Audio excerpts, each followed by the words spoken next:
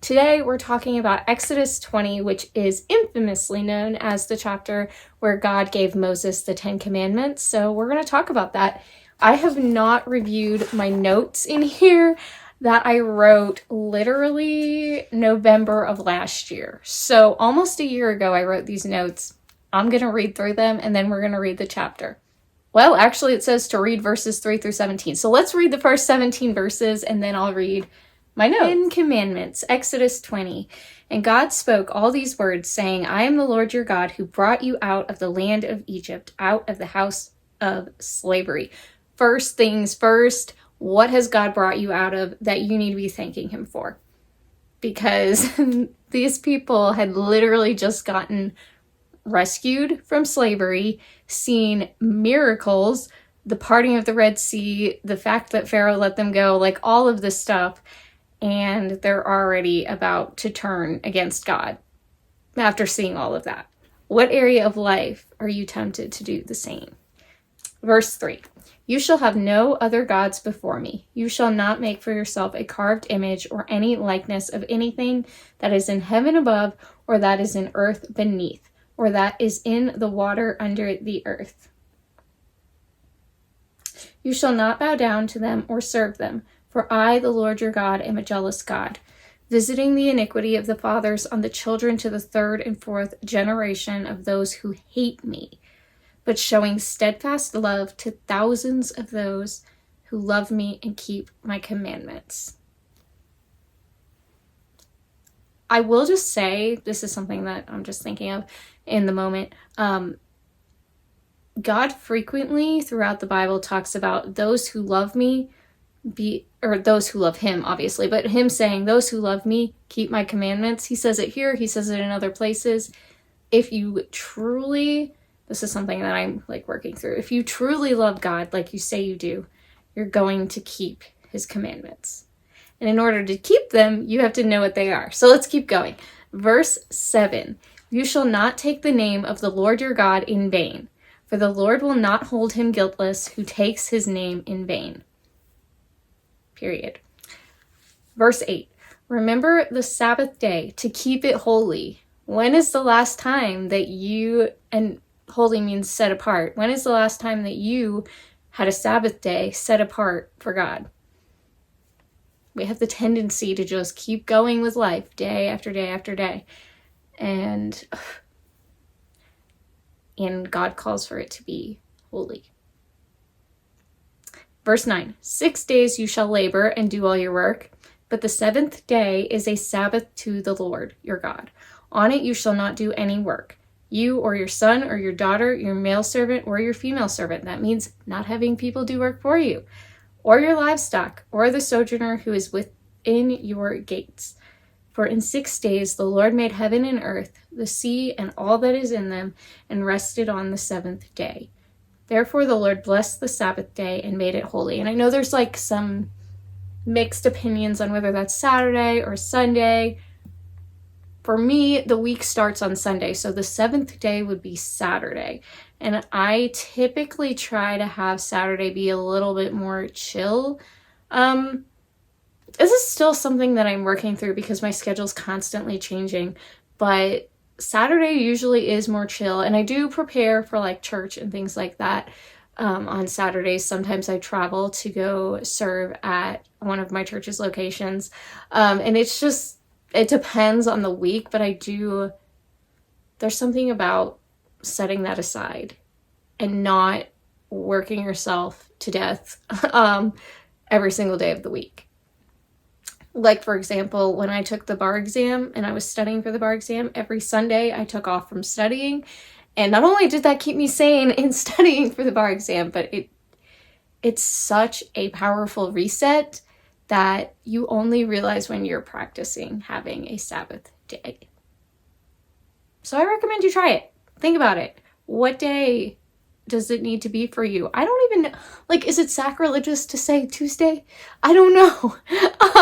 Today is Tuesday for me, but it's a work day. But I don't know. Just think about it. Pray about it.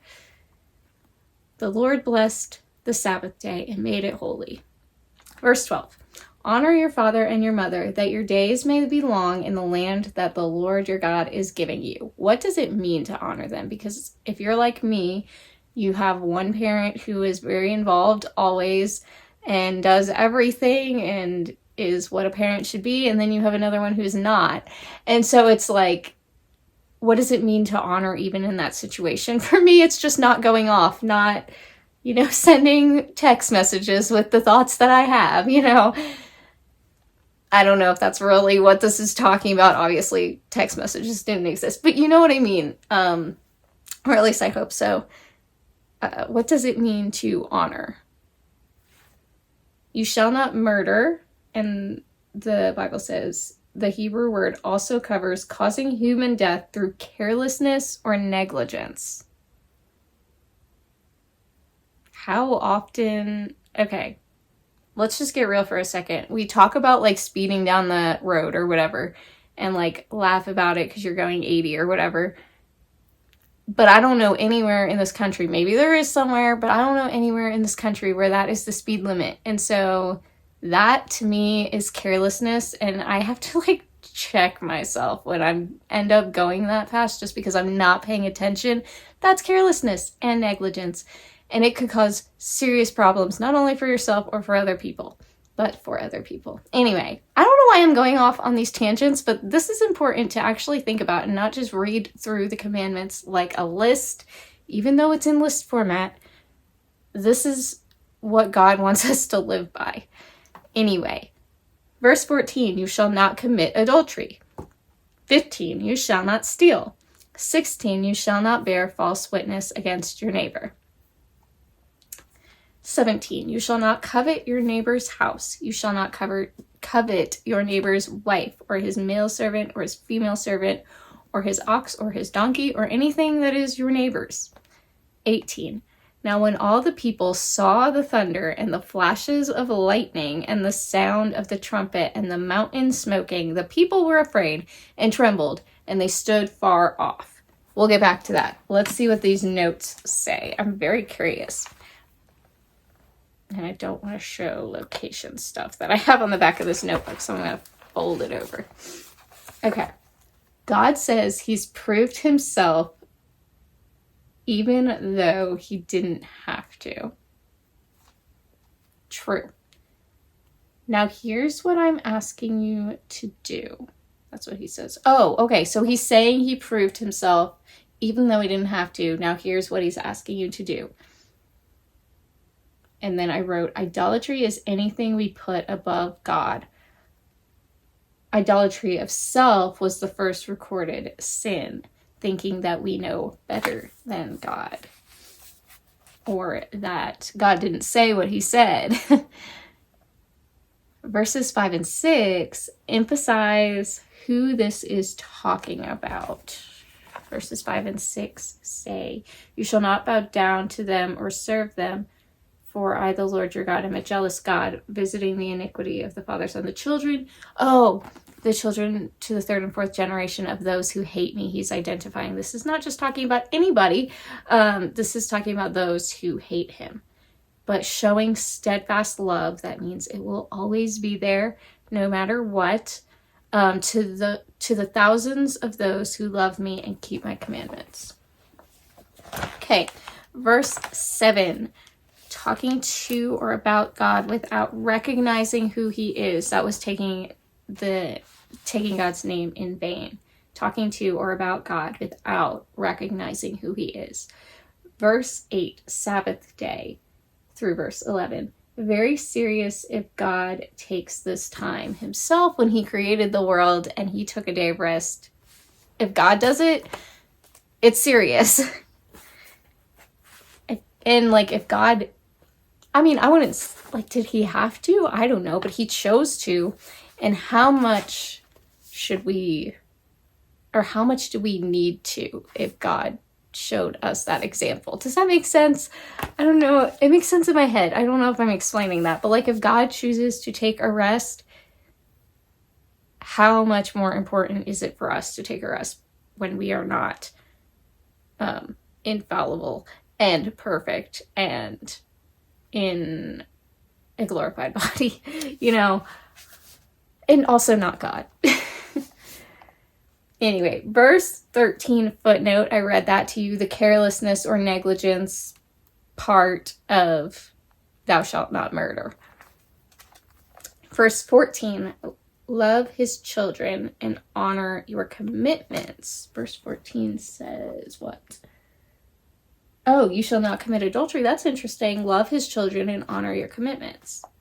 Okay, so those are the notes that I had for all of that. Now let's read verses 18 through 21. Now, and I started this. Now when all the people saw the thunder and the flashes of lightning and the sound of the trumpet and the mountain smoking, the people were afraid and trembled. I mean, yeah, can you picture that? That'd be a little spooky. And they stood far off and said to Moses, you speak to us and we'll listen, but do not let God speak to us lest we die. They're like, if God talks to us, we're gonna die. You handle it for us. Moses said to the people, do not fear, for God has come to test you, that the fear of him may be before you, that you may not sin.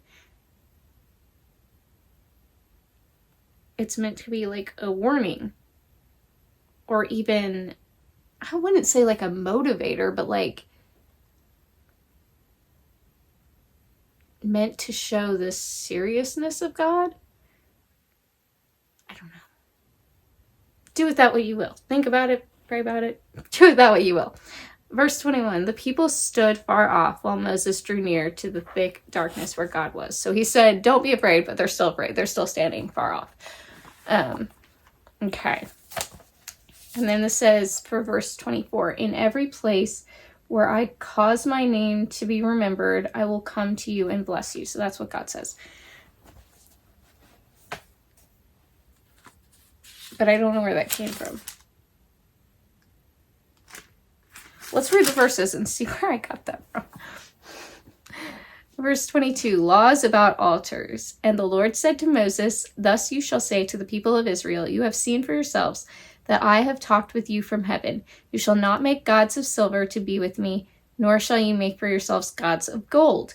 An altar of earth you shall make for me and sacrifice it on your burnt offerings. I love that because it's like we're made from the dust, and he says an altar from the earth. I don't know, that's cool. An altar of earth. Interesting. Okay. And sacrifice it on it your burnt offerings and your peace offerings, and your sheep and your oxen in every place where, here it is. In every place where I cause my name to be remembered, I will come to you and bless you. I love that. If you make me an altar of stone, you shall not build it of hewn stones, for if you wield your tool on it, you profane it. And you shall not go up by steps to my altar, that your nakedness be not exposed on it. Not sure what to do with that, but I love that, where it says, in every place where I cause my name to be remembered, I will come to you and bless you. That is awesome. And that is everything that I had for Exodus 20. So take some time, review that, take notes on it, pray about it, think about it. This is one of those chapters that shows us how we are meant to live, especially if we say we love God.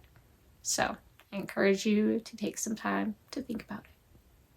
And I will talk to you all next time.